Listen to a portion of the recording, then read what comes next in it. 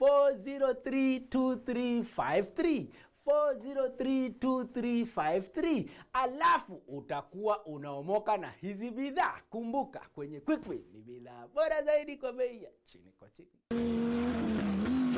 The greatest rally in the world is back in Kenya.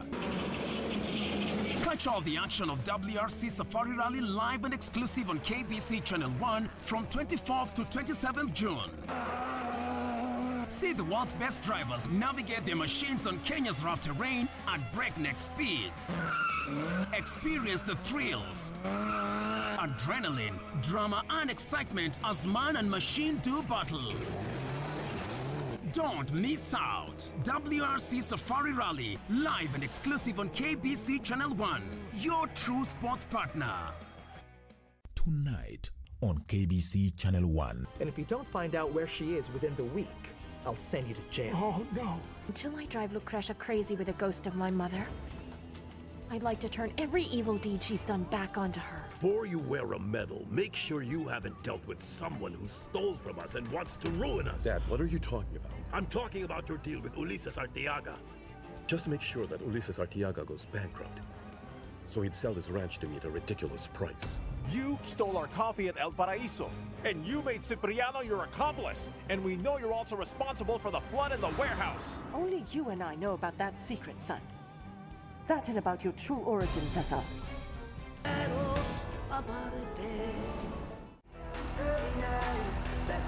Every Monday evening, we take you back where the action happened.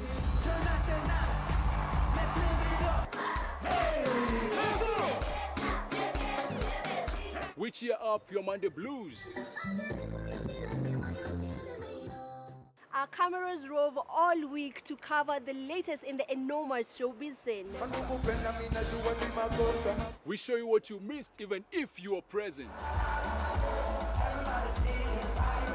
Grapevine gives 100% support to the local entertainment content. From celebrity buzz, music, fashion,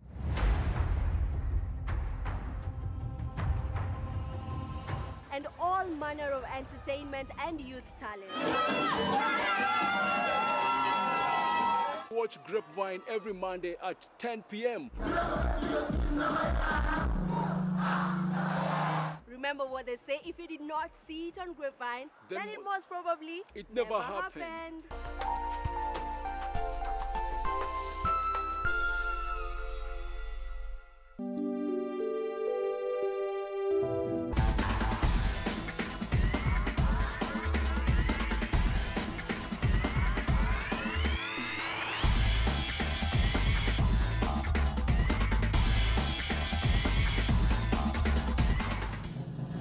He looks cool, calm and collected as he inspects the works are being done on his car in readiness for his debut in the WRC Safari Rally, a demeanor that personifies what is required of a competitor in these adrenaline motorsports. It's taken a lot of training for us to even come close to that. And we started by fragmenting the team so that different people deal with different things, so that the guys who are driving are dealing with being in the car and we don't care about anything else. So they won't ask us what to repair and replace in the car, all in an effort to keep our heads lighter. You want to be focused. You want to shut out all other problems in the world, because once you're done with the rally, you'll still find them.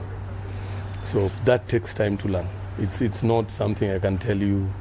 There's a process to doing, but there's a lot of calmness and meditation that you need to do days before the rally to just learn how to control your body. Think about it this way. You have adrenaline that's pumping in your body, that's pushing you to do crazy things. And at the same time, you have your mind that needs to control how your body behaves and how you process all this stuff. So you need to calm yourself down while still adrenaline is in the background, riling things up. So it's not easy. It's something that I've had to learn over time. But now I almost can switch it on and off, depending on what situation we need.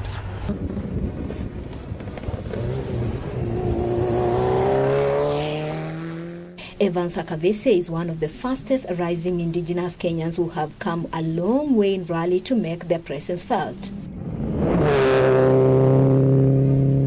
He It was inspired by both local and international top drivers to take up the sport. But I remember Ian's win in 1994, I believe, with the Celica. That Celica is probably what now made me cement it. Yeah, I'm doing this thing. Yeah, they did a remote service, and it so happened that remote service was near where I was. The car was stopped just almost where I was. So you can imagine a car just in front of you here, and as a young boy, guys are rushing around with fanners, fungua, check this, do this, driver anajimwagilia maji. I'm like, this is it. There's nothing else to be doing other than this. So since then, we've been trying to recreate that, even as we want that. So if years later I can be doing a small part of that, dream come true. Dream come true, to be honest. And thanks to the able hands of Mzee Wakazi, he quickly learned the ropes of the game. I had the ambition since I was young, and it's possibly the only ambition that actually stuck. So everything else seemed to be a means to an end for me to make sure that I rally. So eventually I had to enter motorsport. I started by doing volunteering in different workshops with various lead drivers. My longest stint being at Azano is actually the one who even connected me to Absalom, my navigator. He's the one who connected me to my team manager. You know, these are guys we trained with back in the day. So our friendship just grew out of all of that, and it was easy to just transition into a team. He remembers his first experience as if it was yesterday and how scary it was. My first experience driving a rally car was actually in an event, that is. It was 2018 Safari Rally. One of the best events, if you ask me, because just starting was a complication on its own. We had so many problems in that rally. We didn't finish. And we had, honestly, all sorts of problems. In fact, I guess that's where I actually started learning about all these things that I'd been taught by Azza and the rest on elements of preparation of the car, elements of preparation of the team, mentally accepting what you're going to do and preparing yourself for it. So that event actually was because we had actually talked about it for a while with Absalom. He had, the weekend before, they had an accident in, I think, a Tanga rally or Arusha rally. It actually ended up with one of, I think, 2 spectators passing away. So he was also extremely scared. So for me, it worked very well that we were actually scared. So we were very, very, very scared. So the first stage, we didn't do anything major. The second stage, nothing also. But by the time, adrenaline is now checking in to tell you it's not that bad, It was the third stage, and that's actually the stage we went out. So one of the best experiences I can put together. That I will never forget that first rally. Evans overcame his fears to enter into competition proper and hone his motorsports skills. We had to figure out how to sort out the car, because then that became our next problem. How do we make it reliable enough to finish events? So that was I think it took us the next 2 rallies to actually complete an event. And the first one I finished was KMC Rally, somewhere in Lisa Farm. I was dead last. I'd hit an antelope, I think, as in all sorts of problems I had. By the time I got to the finish line, the car had cooked the engine completely. That's how much overheating we had done. It could only manage to do that small round to take us to receive the trophy. After that, engine dead. But that was my first event to finish. So from then we started putting in systems to actually make sure that the rally car is prepared early enough, and so on and so forth. He discovered along the way he had to switch to more reliable models for better performance. So from there we changed the car, because then we realized whatever we were doing to that old one, we were throwing money at it and it was not solving any issue. So we actually now changed the car at that point, which is where we built now the GF8. But we wanted a similar platform to what we originally had, so that we're not changing parts and things are not too crazy for us to figure out. and the car itself became reliable, so we started finishing well. Then we needed a lot more power. That's when we now got the N10. The N10 again was a properly built rally car, compared to the one that we had done for ourselves. The GC8 lacked in a lot of things. Your engine mapping, the things that give you extra advantage. So buying a car that had already been done to all that made a lot more sense for us. And it paid off, although it forced him to start from the scratch. It's never missed a beat, to be honest. It's been one of my best experiences. The best results we've gotten so far is with this car, with the N10, so it's like a spot in my heart. It's the same one we did Arusha with, who were 5th overall. Incidentally, in the first year that we had it, which was actually last year, the lowest we ever got was 7th overall. And in the championship, I think we finished 4th, but then it was cancelled towards the end. Yeah, but it's been a brilliant ride, the N10. But now this year, because of the safari and the upgrades we wanted to do to the car, it was easier and almost cheaper for us to do it on a different platform. So that's why we actually shifted from the Subaru to now the Evo 10. COVID-19 struck, and with it came some new challenges, but it didn't throw them off the course despite some ups and downs. We had, when we just got the car, the N10, because that was just in January 2020, we did a lot of testing. We did a lot of testing in different farms. And the original tests we used to do were short events and things of that nature, but soon enough we came to realize that the car is very different from what we were used to. So we needed to put in a lot more mileage in training. So we changed the training mechanisms, and whatever we used to call now training had to essentially be redefined. We joined hand with a few teams who are already doing that kind of thing, so it was easier for us to just piggyback on whatever they were doing and get us also to achieve something good enough, which is now this Menengai Lemon team, Eric Bengi's team. So we've been associating for quite a while and developed us quite a bit, especially with this car. So by the time it came to the first event we did with it was 7th overall. That was a Guru Nanak. Then the next event we did with it was a Nyaururu. That was a Nakuru rally, 7th again. And that is where now COVID struck. And at that point, we're actually looking at being consistent for the whole year and try and get as much as possible from this car, because we were waiting for Safari 2020. It was supposed to be the big event, was supposed to actually be in 2020. Well, when everything was stopped, it also took us back. We actually didn't know what to do, because now you have time and that's all you have. So you can only reminisce. So we actually started making our trainings bigger and longer in that time. So we trained more. We rebuilt the car from scratch, just to give it that personal touch, so that you're also comfortable, that you know everything that's happening in that car and you're confident with it in an event. So you can imagine that many months between the last event we did, I think was in end of March, beginning of March or something. The next event we did with it, proper competition, was in November. So when TZ guys announced that there'll be a rally and they're welcoming foreigners, we jumped on that wagon like we were on steroids. It's not even funny. It was not even a team discussion. It was just an SMS. I'm guessing next week we are on. Yes. So all of us went to TZ. It was a very nice event because we had been training so much with the car. So we also wanted to see how we are as a team in proper competition setup. And our prayers were answered. We were 5th on that event.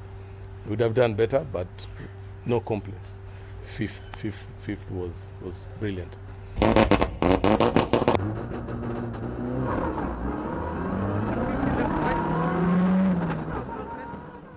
When the Equator Rally was reinstated in the IRC to act as our curtain raiser for the WRC Safari Rally, Evans could not bypass the opportunity to test his new car, and it was quite an experience, a story in its own to say the least. A long event brings in some extra challenges. Think about fuel, your tire selection, how your crew is handled, because you also don't want them fatigued before the event ends. So if you put all those things together, it's actually it's a very technical rally. So the normal approach would be a cautious approach, which is what we tried having, but our mojo was destroyed day one on practice. Because again, with the new car, which we had just bought and done quite a bit of testing on it. We had never really opened the car or anything, but because it had sat for a while, it had not competed for I think 2 years, a year or 2 years or something like that. So some of the problems came up on the day of the rally, the first day of the rally. And in all these times when we were doing testing, everything was fine. All the problems that came up we sorted, and those we were confident that was the only problem. So with the gearbox was the first thing for us to actually have a problem with. No, actually the clutch before we left. And before that we had rolled the car on one of the sections when we were doing training, because we used to have 100-kilometer training sessions broken down to stages. So in one of the areas where the attitude I had was still of the Subaru, not of the new car, and I needed to change a few settings myself, and all that stuff had escaped us.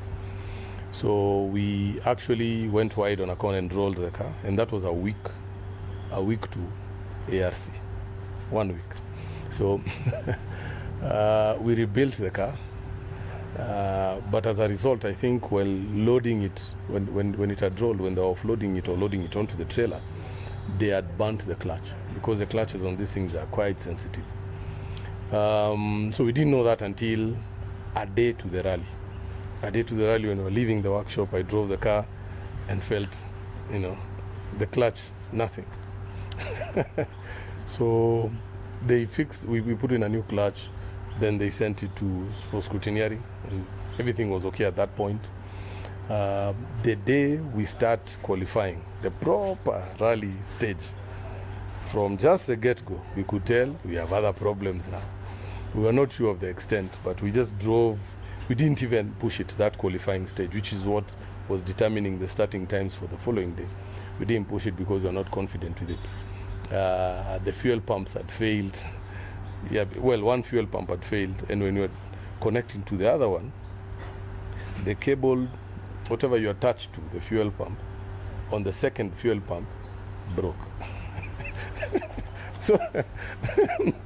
So now we don't have proper fuel supply. The gearbox is trying to mess with us, and at that point I was not sure it was the gearbox.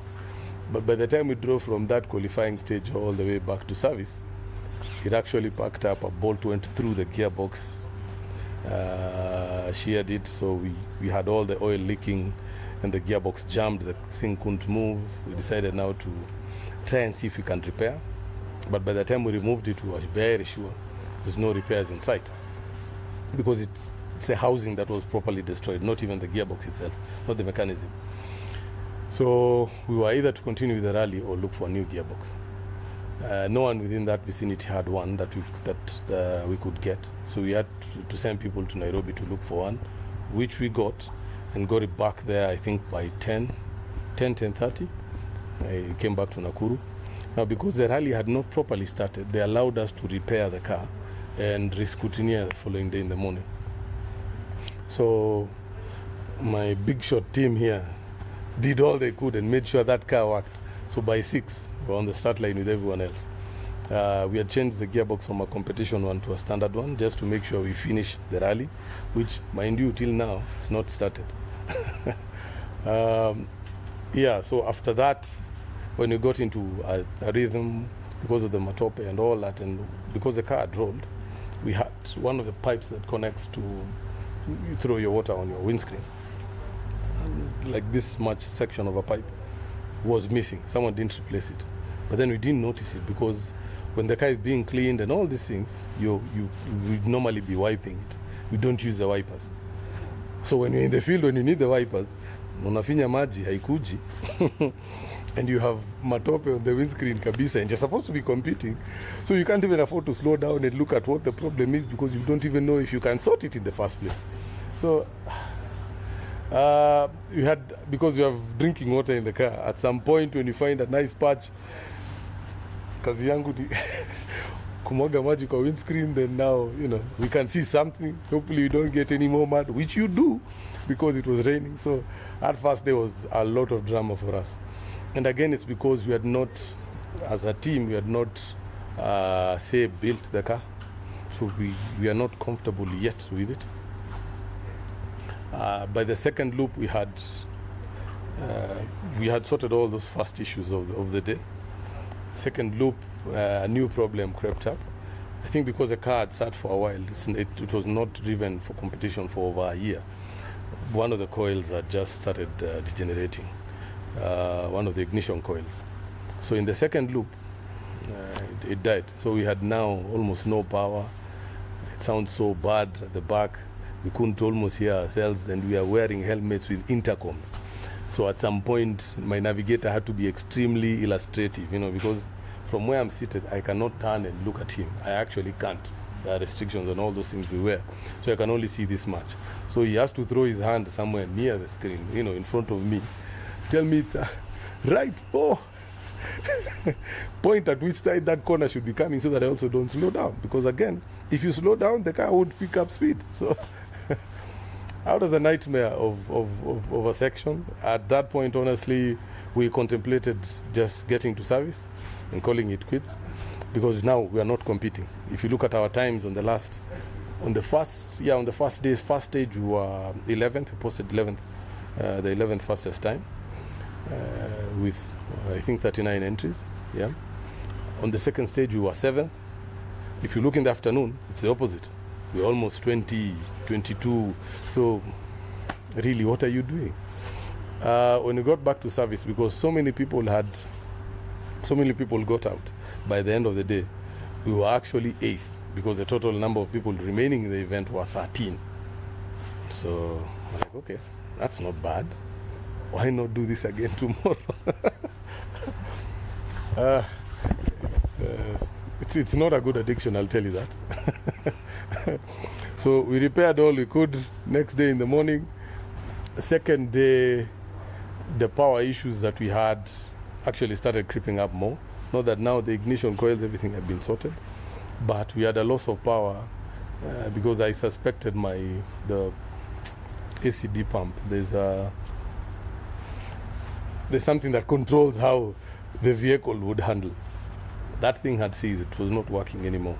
So even when you have muddy tracks, you don't have full grip, because that is not providing you, sending power to where it's supposed to be going. So we just did a ride through the first 2 stages, because at that point we're looking at just finishing the event. Just put that experience in the bag, then let's talk about this another day. By the second loop, it was a bit dry, and we're willing now to commit a bit more, because it's proper gravel. We don't need that much ACD. We can actually throw the car around and make it work. It was okay, but well, in this one stage, Kedong, towards I think the last 6 to 8 kilometers, I've gone in to step on the brakes, and the brake pedal goes all the way to the other side. No change. So a navigator starts screaming at me because he realizes what we are doing and the corner that's coming up. And at that point, I don't know how to tell this guy without upsetting him that this thing has no brakes. So I just drove, and then he starts wondering, what are we doing? Why are we trying to brake the car? Let's just finish the event.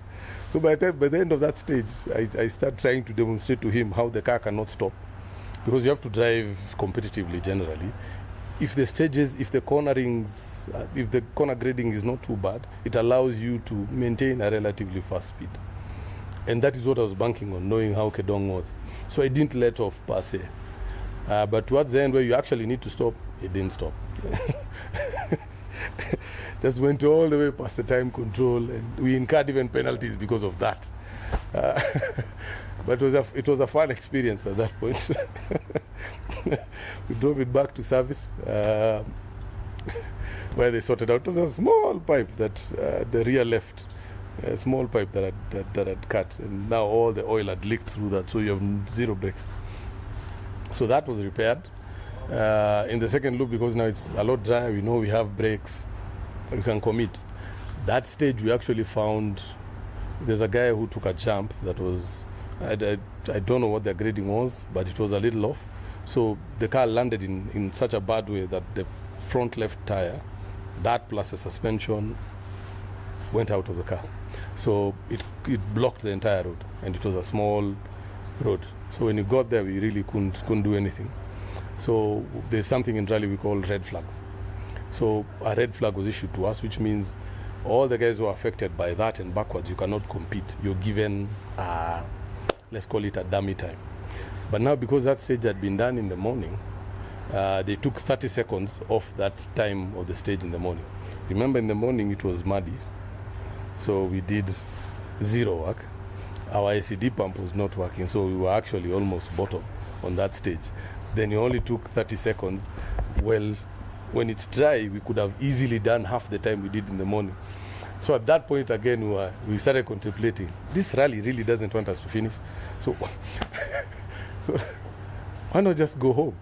So, but luckily we only had one stage remaining, and it took, that one last stage took all the strength we had, to be honest, to actually do it. We were ready to go. We did it and just finished. In fact, we didn't even post any decent times. We didn't even bother looking at the times. Whatever they were going to tell us, even if they said we were dead last, we'd be okay with that. You know, just say we finished. There's a trophy to all this madness, and we go home. So when you got to the finish, then we actually realized, 13th is not too bad. In the GCA, it used to be worse. So you're giving yourself some consolations. But all in all, a crazy, crazy experience. What we learned from it all, though, it's one, we need to own the car, prepare it ourselves, sort out the problems that we know, first of all. But in doing that, take down everything else, build it afresh, so that we are in control of what we are saying. This we've done, or this we've not done, and we know it can hold for the next event or two, that kind of thing. He's now put behind his tribulations to focus on the big picture, where he'll rely on the experience of his navigator Absalom Oswani to make sure they come out unscathed. At least I knew him from a long time back. I wanted someone more experienced than myself, because then it would be easier for me only to be learning, not the both of us. Luckily enough for him, he's done all sorts of things, some quite unnecessary, but we won't get to that today. He's still my friend,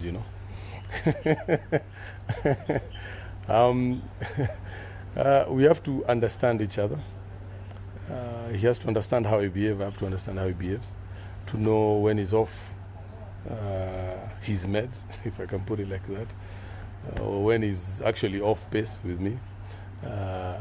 He has to figure out how to push me in sections where I'm taking it a bit too cautious without telling me, go. You have to figure out what makes this guy tick, and that takes time. And that's why you will see most setups remain the same. Driver, navigator don't change as much, because there's that chemistry that it has to work, it has to gel. It's been a crazy ride with him, I'll be honest with you. But he's a good lad. I think his background, he comes more from a teaching background than anything else. So it's easier for him to show the rest the ropes. And having been experienced on so many other teams, even for our greater team, it is very easy for him to just tell people, instead of doing this, I've seen this being done in a different way. It makes the process of learning and improvement a lot easier and a lot faster. Yeah, but it doesn't come without its challenges. It doesn't. Because of adrenaline, and we are two of us in that car, he makes a small mistake, or I make a small mistake, and could have a nice fight. It's only that we are timed. That's the only reason probably I think we don't fight. And then by the time you get to the end of the stage, you're so happy to have finished the stage, you don't remember what this guy did to you. But it's working. Let me put it like that. It's working. He started with us when we had zero experience as a team, because all of us who were together were green in rally, if you can put it like that. we had various experiences under different teams, but when you bring people together, they have to work for a bit before they become a cohesive unit. Apart from Aswani, has quite a young and formidable Green Lifer team working behind the scenes to ensure they make the dreams come true in the Safari Rally. Our team is a young one, relatively, in the sport, but we are trying to move mountains. We expect the best from ourselves, and people should do. We push ourselves to do the best that is possible in terms of achievement in the sport. Otherwise, it would be pointless to be, putting this much effort without improving. We are doing a lot of analysis internally to actually make sure that everything we are building is an improvement. We are not repeating yesterday's mistakes. The team itself comprises of a whole section of media guys and a whole section of service crew. Service crew is led by James Onyango, and he has his own team of 6 people to guide through the mechanisms of what they need to do. The media team has its own leader, again Bill Widad. He does his own setups. So we expect quite a bit of scrutiny internally and externally. We'd like to get as much viewership as is possible. I'll be frank about that. And historically, only the top teams have been receiving that kind of, eyes on their back, if you can put it like that. These types of events are made possible by corporates who are coming together and putting money on a team or two, to make sure that they actually put their name out there. So it is very important that we, one, perform. Two, that we be seen to perform. Because without that element of people seeing us, then we lose our credibility to the people who have put us in these positions. Because everything is expected to come back with a positive. The same way we expect to go out coming from a losing situation, we expect to do the best, possibly win, right? It's the same way they expect us to do great things with the little they've given us in terms of resource. Mentally, you're ready, but you always have small doubts. In terms of preparation, because we had made a decision to rebuild the car, that I am already comfortable with, because I know my team's capability. They will take care of that side. So for me and the navigator, our job is to keep focus, because this is a very tricky event. It's not, it is a sprint, yes, but it is a very technical sprint. Zabu was calling it a navigator's event. That if I actually miss anything he says, that could be the end of the rally. Something major will happen. So that's how to look at it. It's very technical, and at the same time you need to be extremely fast. So you need to think about nothing else around that time. So we are preparing ourselves through your regimes of physical exercise, of mental, meditation, that to just allow you to control your body a lot more. Secondly, the team is preparing on the car side by building everything afresh, making sure everything is in spick and span condition. Anything that could break down, you'd rather have it replaced now and than during the event. Your clutches, small things like your steering, rack ends and stuff like that. You'd be amazed what happens to these cars when they see a little bit of a stone. Rally tire selections, the rims that you're going to put on, the smallest and silliest of things have the biggest impact in a rally. So the team manager is in charge of that whole section of rebuilding the car, and I'm sure every other team is going through the similar regime of take down everything, put brand new things inside, or whatever is working, make sure it actually works really well so that you don't get silly failures. The remaining bit is now family, because you also have to put our family's issues in order, because you can't be in an event na pigiwe simu ya umekatiwa maji.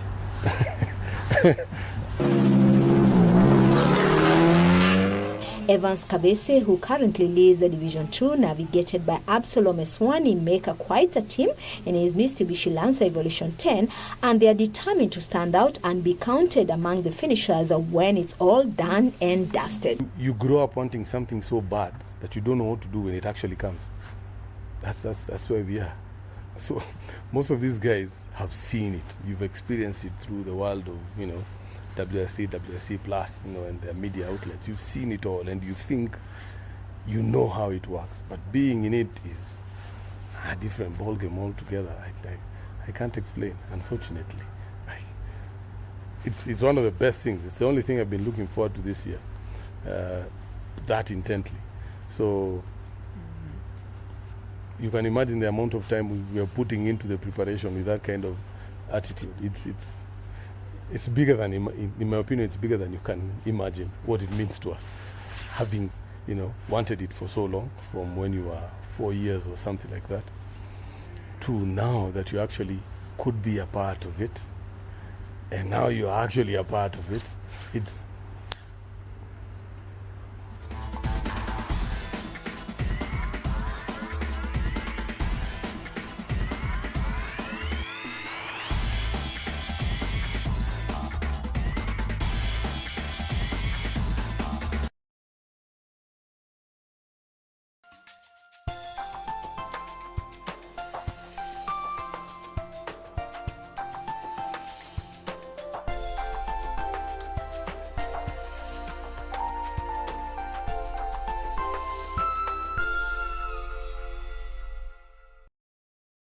Tonight. You can send someone to go with me. Once I open the door and he sees the kid and how he calls me, you understand. I didn't come here to cause any trouble.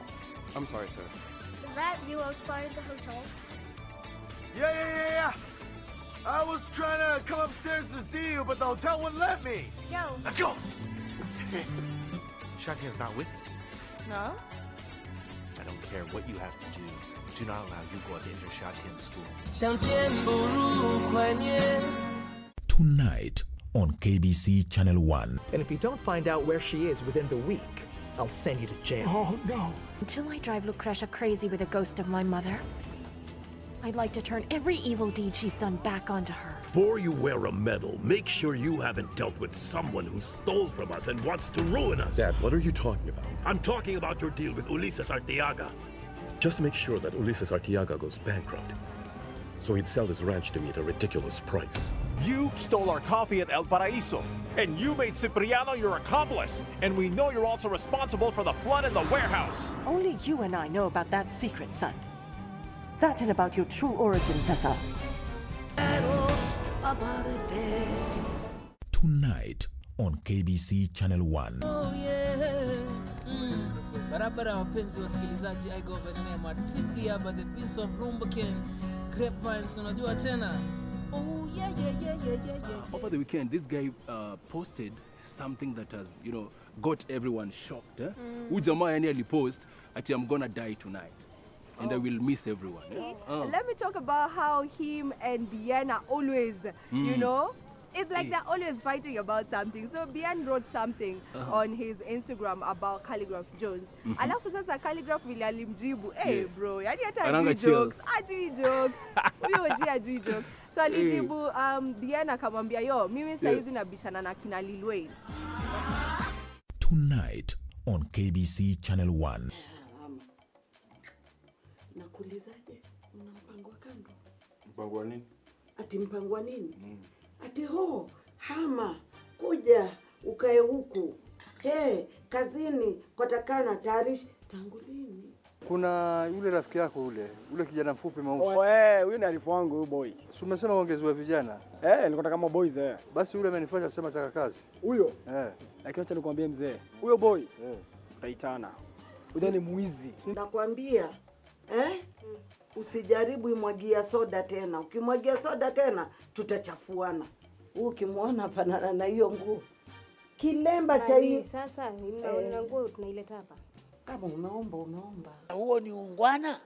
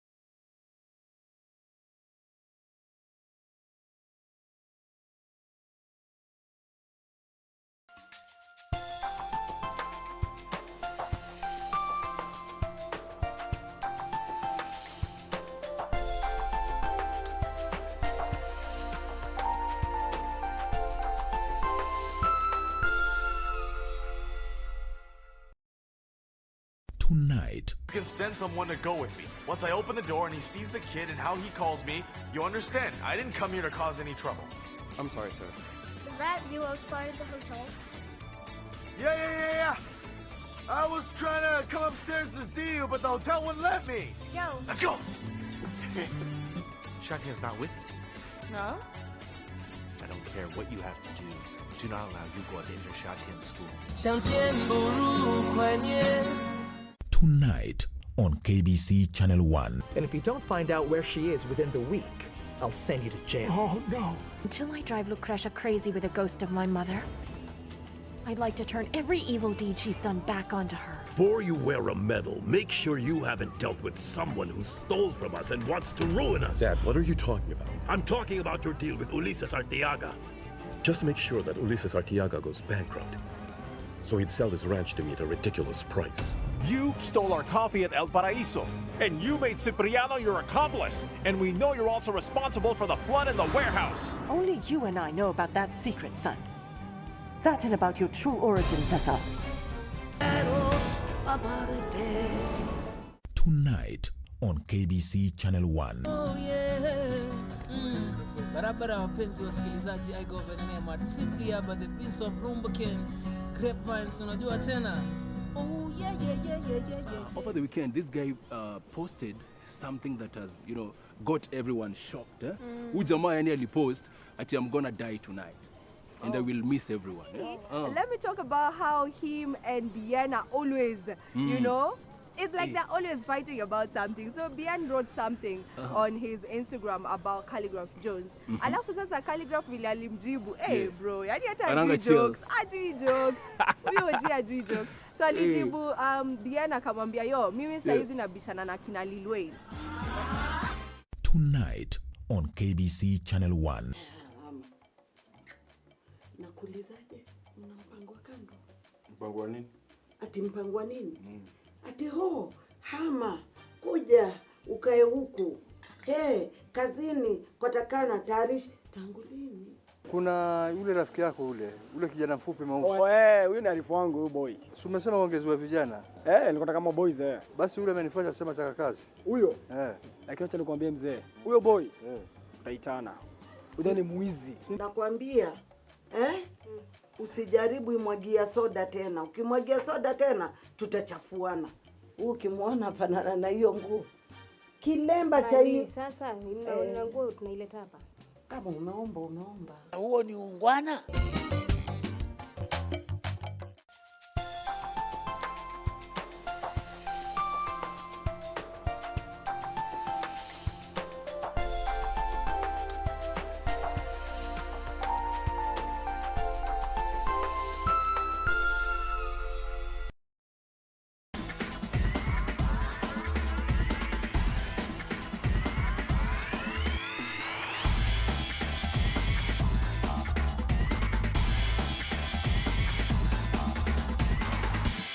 It is anxious moments as the eagerly awaited World Rally Championship at the Safari Rally Kenya comes home from the 24th to 27th of June, and it will start in Nairobi and head all the way to Naivasha. And today I'm joined by a veteran. He's been there, done that in the motorsports scenario, talking about Abdul Sidi. Actually, they are two brothers. They've